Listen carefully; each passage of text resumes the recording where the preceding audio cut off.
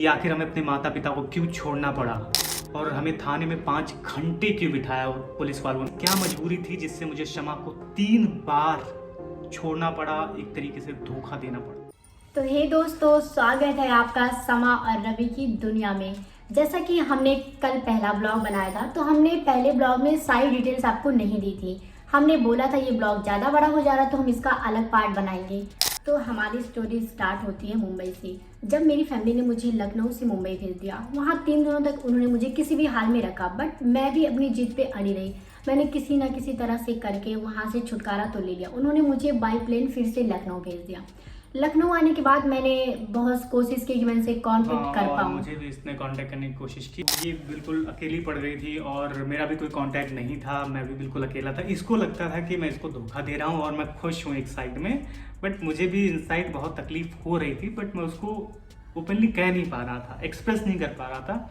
और ये चीज़ों को एक्सप्रेस करने में ज़्यादा वो है, एक्टिव है। मैं चीज़ों को एक्सप्रेस कम कर पाता हूँ। तो यही रीज़न था कि हम लोग कांटेक्ट भी नहीं था। इनको एक तरफ लग रहा था कि मुझे धोखा दे रहा है और ये मेरे साथ गलत कर रहा है। पहली बार जब मैं थाने गई, लखनऊ थाने में मैं गई, तो वहाँ मैंने चीज़ों को बताया, कंप्लेन लिखवाई कि ऐसी ऐसी चीज़ें मेरे साथ हो रही हैं।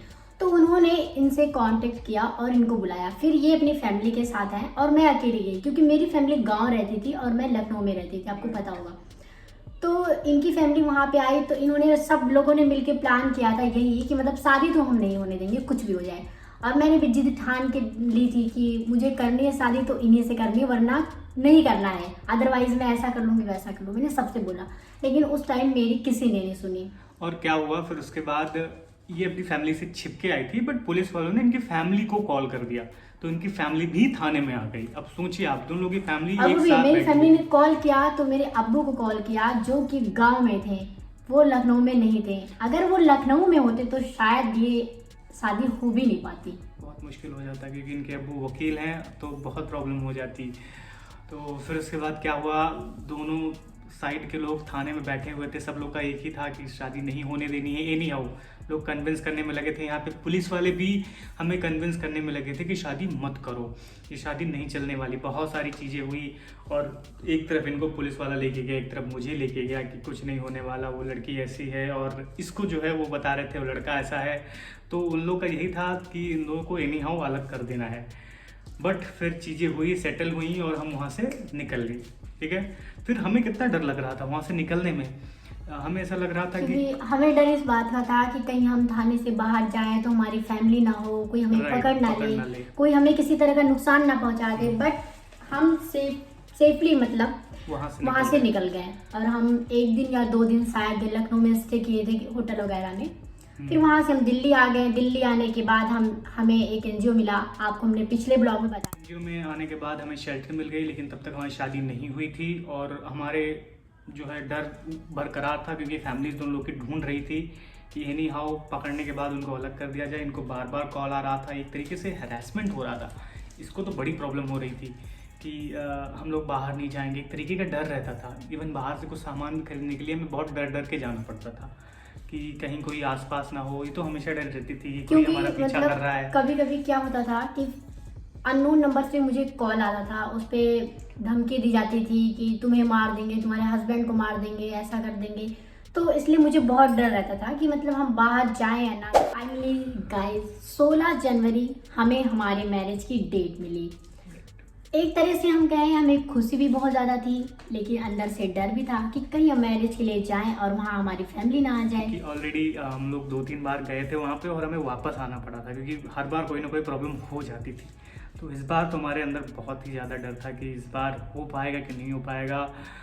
एंड जो मोमेंट था वो तो यही बताएंगे कि कैसे हुई शादी। 16 जनवरी जब आती है तो उस दिन हमें मैरिज के लिए जाना था। और आपको पता होगा, कोर्ट मैरिज करने के लिए आपके पास 3 विटनेस होने चाहिए। तो वहाँ हमारे आसपास के जो लोग थे वो हमारे विटनेस थे, वो हमारे साथ गए। लेकिन मुझे बहुत डर लग रहा था। मुझे बस यही था कि शादी नहीं हो पाएगी, कुछ भी हो जाए शादी तो नहीं हो पाएगी, वहाँ तक मैं पहुँच ही नहीं पाऊँगी, मेरे पेरेंट्स आ जाएंगे, मुझे लेके चले जाएंगे, ऐसा करेंगे। बट सब लोगों ने मुझे मोटिवेट किया कि नहीं, ऐसा कुछ नहीं होगा, साथ हम सब चल रहे तुम्हारे, और डरो मत तुम। फिर हम सब साथ गए मैरिज के लिए। वहाँ मुश्किल से 15 मिनट बस हमें इंतज़ार करना होगा, मतलब 15 मिनट हमें बस इंतज़ार करना पड़ा होगा। फिर हमें अंदर बुलाया गया।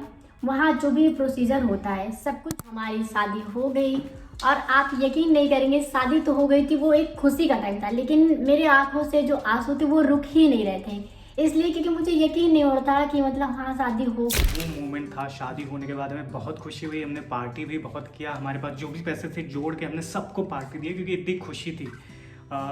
हमारे लिए वो बहुत बड़ी बात थी, इसके लिए बहुत बड़ी बात थी, क्योंकि बहुत स्ट्रगल हुआ था उसके लिए, और शी वॉज लिटरली क्राइंग वगैरह किया। और अब हम ब्लॉग को यहीं ख़त्म करेंगे, क्योंकि शादी होने के बाद और आगे क्या सब चीज़ें हुई।